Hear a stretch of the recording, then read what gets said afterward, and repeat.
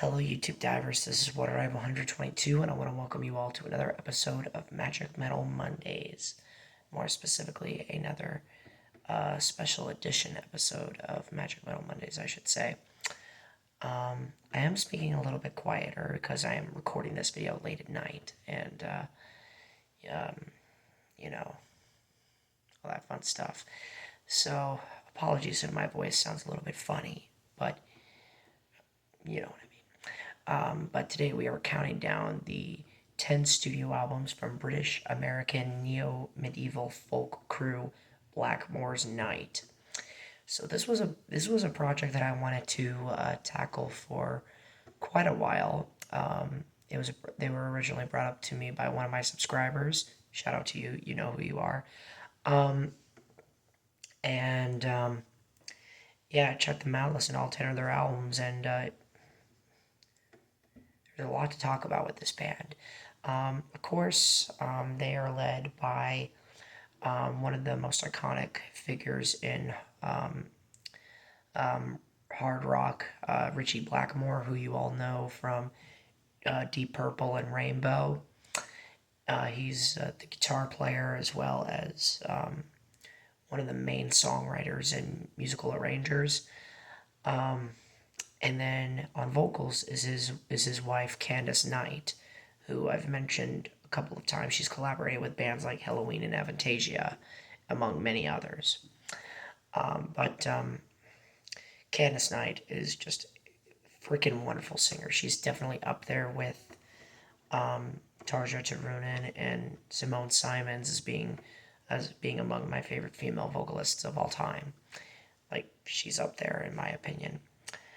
But yeah, we're not going to waste any more time. We got 10 records to go through, so let's go ahead and get started. Also, before we get started, I will mention I will not be talking about Candace Knight's solo album Sea Glass, which she released earlier this year, nor will I be mentioning Blackmore's Night's cover album from 2006, Winter Carols. So just want to get that out of the way. Now for reals, let's get started. So coming in at number 10 is their 2015 album, All Our Yesterdays. So I think this is generally considered to be the band's weakest record to date. It is definitely their most inconsistent and definitely their most unfocused record to date. There's a lot of less than stellar songs, like their cover of I Got You Babe is just really friggin' bad. I don't like that song at all. Not a big fan of the original song either. And this version does absolutely nothing to change my mind on that. Same can be said for the updated version of Where Are We Going From Here, which was a track from Ghost of a Rose, and I really don't think it was necessary to have this song re-recorded, so yeah. But other than that, there are a few good songs on here. The title track's pretty cool. The Other Side is all right. The Queen's Lament is actually a pretty darn good instrumental, I should say. Earth, Wind, and Sky, really cool song as well. Really gorgeous song. And then my favorite song has to be Moonlight Shadow. This is easily my favorite song on the record. It's very catchy. It's very catchy. It's very fun. It's very energetic, enthusiastic. And it's really the one song on the record where it just feels kind of focused. It feels like the band knew what they were doing behind the scenes with this song. But I don't get a lot of those vibes throughout the rest of the album. It's okay. It's pretty mid, but definitely not a record that I plan on returning to anytime soon. And it's easily their weakest album. No question. Easily. So yeah, All Our Yesterdays comes in here at number 10. Coming in at number 9, we have their latest album, 2021's Nature's Light, rather. This is a bit of an improvement from All Our Yesterdays, but I still don't think this is a very good album. It's kind of mid, it's not objectively terrible, but it's not nearly as good, as close to amazing as some of their other stuff. There are some pretty cool tracks on here. You have Once Upon a December, which is a pretty cool opening track. Feather in the Wind is a good song. Four Winds is nice. Um, Darker Shade of Black, which they re recorded on this album. It was originally on the previous record, but I think it personally fits better on Nature's Light than it did on All Our Yesterdays, mainly just for stylistic purposes. But regardless, it's one of their best instrumentals, if you ask me. Then you have Second Element, which admittedly is a little bit too long, but I still think it works overall. And then my favorite song, again, easily, is the title track, Nature's Light. This is probably their most epic sounding song, if you ask me. But overall, Nature's Light, it's okay, but again, it's a record that I don't really have any plans on returning to anytime soon. So that said, Nature's Light comes in here at number 9. Number 8, we've got the 2013 album Dancer and the Moon. Man, did this band fall off in the 2010s. Jokes aside, I actually think Dancer and the Moon is a pretty freaking good album. Definitely the best album they've made since Secret Voyage, if you ask me. Like, no question, easily. But I feel as though this album kind of hints at where the band is going to be going to on their next two albums, and as a result, some of the songs just don't really connect with me. But there are a handful of good songs on this record. Troika is a fun one. The two instrumental tracks on here, Galliard and Carry On John, both of those tracks are pretty good. The Ash Grove is a nice song. The title track is one of their catchiest songs. Somewhere Over the Sea and The Moon is Shining, especially the latter of which is, again, one of their best songs. You have Spinner's Tale, which is a really gorgeous ballad. And then speaking of gorgeous ballads, my favorite song on the album, The Last Leaf, is a masterpiece. This song is just completely gorgeous. Definitely one of their, and it's definitely the best song that they've made since Secret Voyage, if you ask me. Like, easily. I mean, the Nature's Light title track is up there, admittedly, but come on. The Last Friggin' Leaf is just a masterpiece. I love this song. But yeah, overall, The Dancer in the Moon, pretty good album, but they've made better records. So let's talk about those better records. It's coming in at number 7. We've got their debut album, Shadow of the Moon, from 1997. So I think this might be a little bit of a surprise to some Blackmore's Night fans, but I personally don't get it. Like, this album is just way too long for what it needs to be. Really, this is kind of a pet peeve that I have with a lot of albums in the folk genre. A lot of these records are just way too long for what they need to be. Like, there is absolutely no need for a folk album to be over an hour long, in my opinion. There's just absolutely no need. And there is definitely a lot of filler on this particular record. But with that said, I think it does have some of the best songs the band has ever made. The title track is a good song, great opening song. Their cover of Ocean Gypsy is pretty cool. Renaissance Fair is a fun one. Memmingen, I believe that's how you pronounce it. Sorry if I'm not. Is a really good instrumental. And then two absolutely beautiful songs. The Clock Ticks On and Magical World, the latter of which is my favorite song on the album and easily, without a doubt, one of their best songs, especially in that chorus. So freaking good. So freaking good. But yeah, overall, Shadow of the Moon, pretty good album, but it's overall a mixed bag.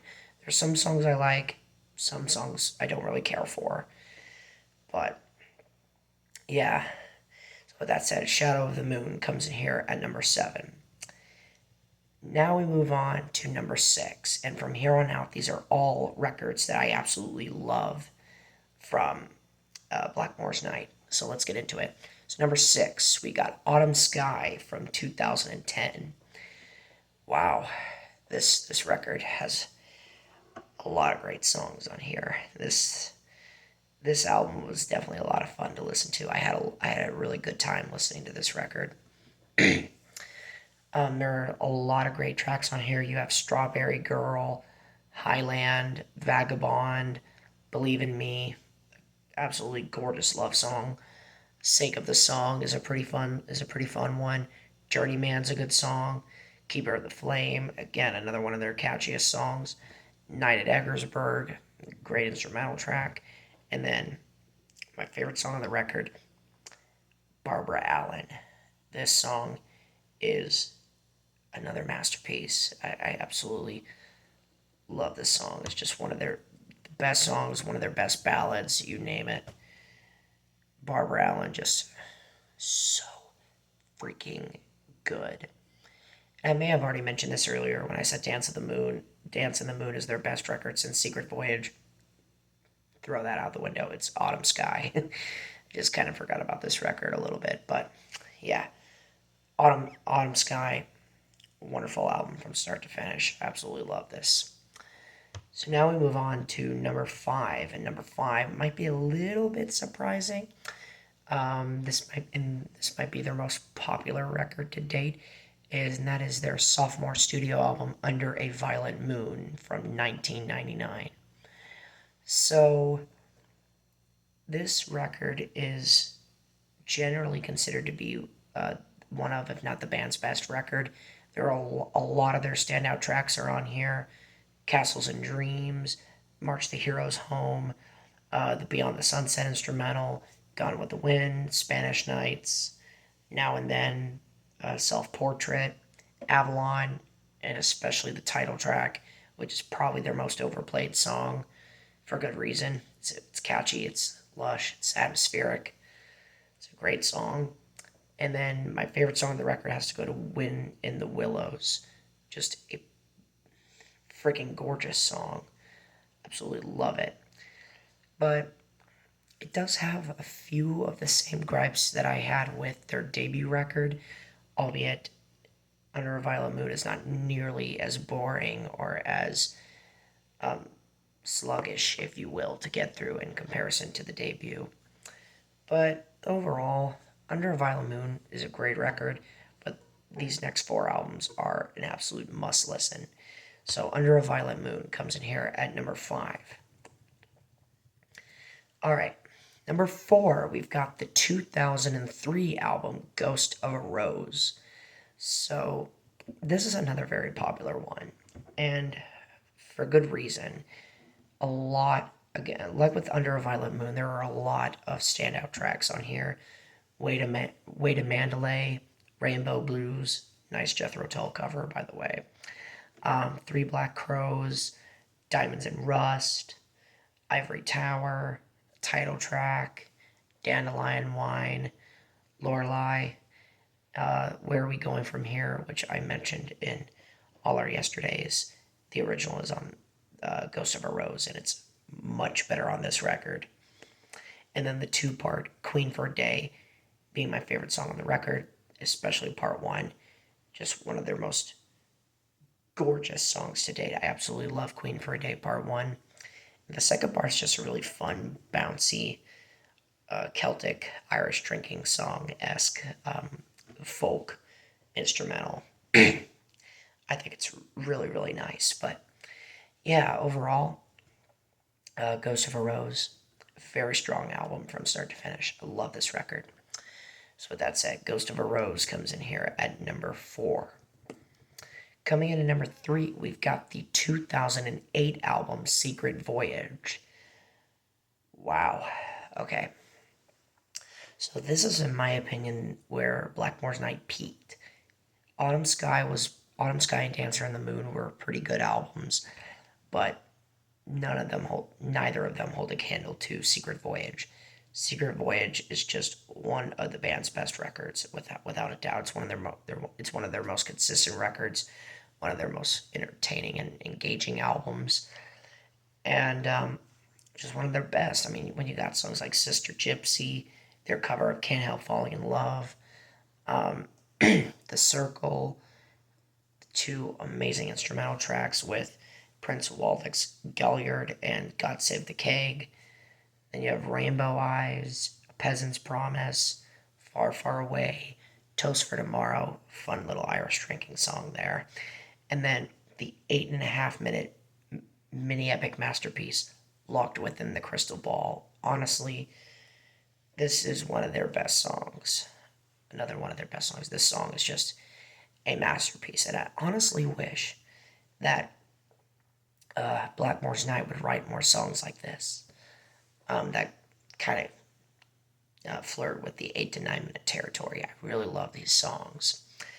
But yeah, overall, Secret Voyage, masterpiece of a record. I think it's flawless. Comes in here at number 3. Now, these last two records were very hard to rank. I mean, really, this whole entire top 5 list was kind of hard to rank. But the top 2 especially, because these are 2 records that I absolutely adore and I think are flawless. But there's a reason why I ordered them the way that I did. So number 2 is Fires at Midnight from 2001. This is their 3rd studio album, and this is another classic record from the band. This is definitely their most folky and medieval sounding album that they've made, if you ask me anyway. This, like with Under a Violet Moon, holds a lot of their standout tracks on here. You have Crowning of the King, Fare Thee Well, Written in the Stars, I Still Remember, The Times They Are A-Changin', very fun song. Again Someday, absolutely one of their best ballads. This song gives me goosebumps every single time. Waiting Just for You, a nice love song. Benzai 10, very good song. Village on the Sand, love that one. Hanging Tree, freaking amazing. And then the 2 best songs on the record. The title track, Fires at Midnight, 7.5 minute mini epic. Love that song. And then Midwinter's Night. I keep going back and forth as to what my favorite song from the band is, but honestly, I think Midwinter's Night might be my favorite song from Blackmore's Night. This song is just gorgeous. So gorgeous. I mean, the music and Candace's just ethereal vocals are just so emotional, so good. Absolutely love this song. Midwinter's Night, masterpiece. Fires at Midnight, a masterpiece of an album. Definitely one of their best. But yeah, it's only number 2. So let's go ahead and move on. So with that said, Fires at Midnight comes in here at number 2. And so now we have finally reached it. Number 1, Process of Elimination. If you're a Blackmore's Night fan, then you know what album is left. And that is the 2006 album, The Village Lantern. I may be very well in the minority with this selection, because I think this is generally a record that is not looked at very fondly by the Blackmore's Night fandom. Mainly because it's just a lot more poppy and a lot more derivative, if that's even the right word, than what they've done before. But personally, I think that's what makes this album as awesome as it is. This is a very fun album, a very engaging album. Never once did I feel bored on this record or unengaged or whatnot. This album always drew me in. And the songs themselves are just masterpieces. Every single song. Every single song is just a freaking masterpiece. I love this record so much. You have Montaigne's Child of Time. That's a great song. Old Mill Inn is admittedly kind of cheesy and corny, but I like it a lot. It definitely reminds me of those Irish drinking songs. It feels like I'm back in Ireland and in a pub singing drinking songs with everyone. It's so fun. Windmills is a great song. 2 instrumental tracks on here, Village Dance and The Messenger. especially The Messenger. Like, both these songs are fantastic. I Guess It Doesn't Matter Anymore is a cool song.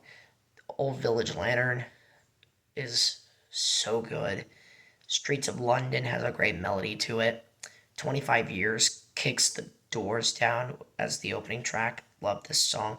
And then my favorite song on the record, and possibly my favorite Blackmore's Night song of all time. It's kind of close between this and Midwinter's Night from Fires at Midnight. Streets of Dreams, featuring Julian Turner. This song is a masterpiece. I I love this song. I love this song. I mean, what more do you want me to say? It's so beautiful, so lush, and Candace and Joe's voices just work so well together. I absolutely, I love this song. I love this song. The Village Lantern is a masterpiece of an album, and I definitely think it is overhated. People, y'all really need to give this record another chance. If you just see it for just how fun and how bouncy it is, then you'll have a good time here. The Village Lantern, my favorite Blackmore's Night album, and one of the best folk rock albums I've ever heard. Just plain and simple. Alright, so with that said, that concludes this edition of Magic Metal Mondays. Thank you so much for watching, my fellow YouTube divers. This is Water Knight 122 signing out, ready to dive into more fun on YouTube. Thanks for watching.